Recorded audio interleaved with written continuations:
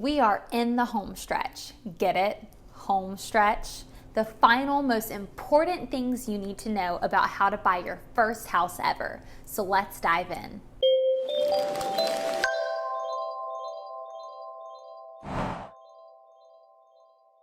Hi there, welcome back to my channel. If you're new here, my name is Emily Ingle, and I'm a realtor at Keller Williams in Jacksonville Beach, Florida. Make sure you go ahead and subscribe to my channel and hit that little bell so that you are notified every week when I put out new videos just like this one. This is video 3 of the series, How to Buy Your First Home Ever. So if you haven't seen the first 2, make sure you go back and watch them. And today we're going to be covering the last few tips about what you need to know to buy your first house. So you submitted your offer and the sellers accepted it. Yay! But now what? Well, next you are going to make your earnest money deposit. In our market here in Jacksonville, we often call that your binder deposit. It's typically going to be 1 to 2% of the purchase price, although this can definitely vary. The binder deposit also has to be made typically within 3 days of your offer being accepted, but again, this can vary. So just double check with your realtor to see what you have in the contract. The binder deposit goes toward your purchase price, and it lets the seller know that you are serious about buying their home. Now, your purchasing of this property is typically conditional upon 3 things: your ability to get approved for the loan, the appraisal, and the home inspection. After going under contract, you typically have a 10-day window to perform your home inspection. A home inspector is going to come out to the property and they're going to check on pretty much every single thing to make sure that there are no issues with the property. They're going to check on the roof. They're going to look at all the major systems like the plumbing, the HVAC system. They're going to check on the appliances. They're even going to tell you when the outlet covers are loose. From the biggest possible thing you can think of to the smallest possible thing you can think of, they are going to tell it all to you.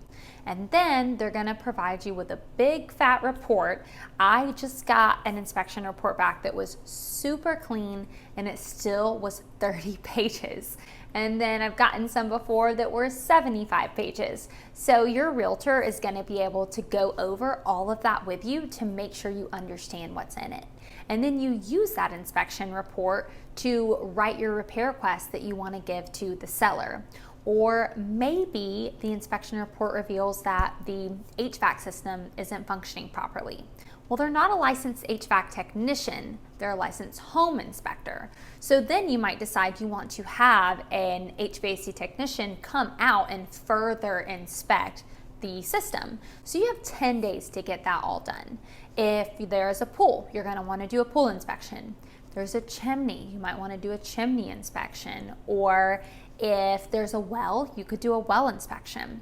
If you are purchasing a property and it is being financed by a VA loan, you'll also have to do what's called a WDO inspection, or wood destroying organisms, basically a termite inspection, because the VA is very strict on how they lend their money. So they want to make sure that, the home is really in good condition.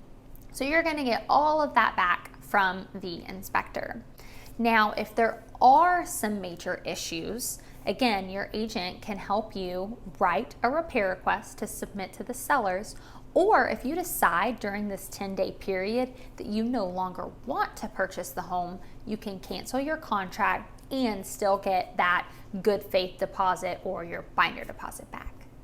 Once you're under contract on a home, the bank that is financing the loan is going to order an appraisal. So a licensed appraiser is going to come out and they're going to inspect the home. This is not like the home inspection.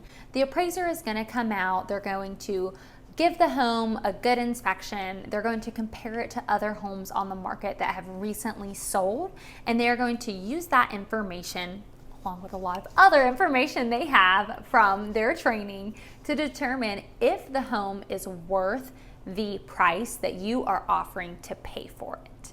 Now, what happens if the appraiser determines that the home is not worth the price that you offered to pay for it? You offered to pay $230,000 and the appraiser says, actually, this home is only worth $215,000.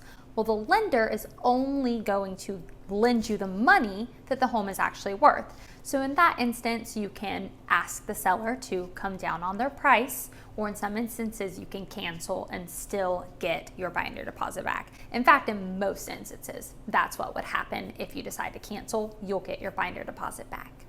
Now, at every point during the process, your lender is probably going to be requesting a ton of information from you. But now more than ever, it's extremely important that you respond to these requests from the lender very promptly so that you don't delay your closing. They might ask you, hey, we saw that you were late on your electric bill, twice, 2 months in a row, 3 years ago. We need you to write a letter explaining why that was the case. They're going to ask for crazy stuff like this, basically to determine that you are in fact going to be a good borrower. They need to be confident that if they lend you this money, and it's a lot of money, that you are going to make your payments on time and you're not going to default. Once you have everything submitted and your lender lets you know that you have obtained final loan approval, that you are clear to close, those are the magic words that you want to hear, then you are going to get with your realtor and you are going to schedule your final walkthrough. This is typically done the night before or the morning of your closing, where you go out to the property and you just walk through and make sure that everything is in the condition that you agreed that it would be. So if you agreed upon repairs, they've been done up to the standard that was expected. If you agreed that that refrigerator was going to be removed from the garage, it needs to be removed from the garage. Or maybe you agreed that the washer and dryer were going to stay and all of a sudden they're not there. These are all things that are very important for your final walkthrough, just to make sure that everything is exactly how you agreed it would be. If it's not, don't worry about that. Right now, that's for another video. Your realtor will walk you through how to handle a situation like that. But once you're finished with the final walkthrough, all you have to do is go to your closing. You're going to meet your realtor there. A lot of times your lender will be there as well. You get to sit there and smile and sign. There are going to be so many papers for you to sign, but most of the title companies, at least the ones that I work with, are so great. They're going to explain everything to you so that you know what you're signing. And then you're done. You did it. You're a homeowner. You're going to be handed the keys and you get to drive away to your new home sweet home. If you found this video helpful, you should check out the guide I created to buying a home linked below. It's an overview of the process from start to finish, much like these videos, but it's yours to keep and it's free. And that's it. That is the end of this series, How to Buy Your First Home Ever. I hope you enjoyed it. Thanks for watching, and I'll see you next week.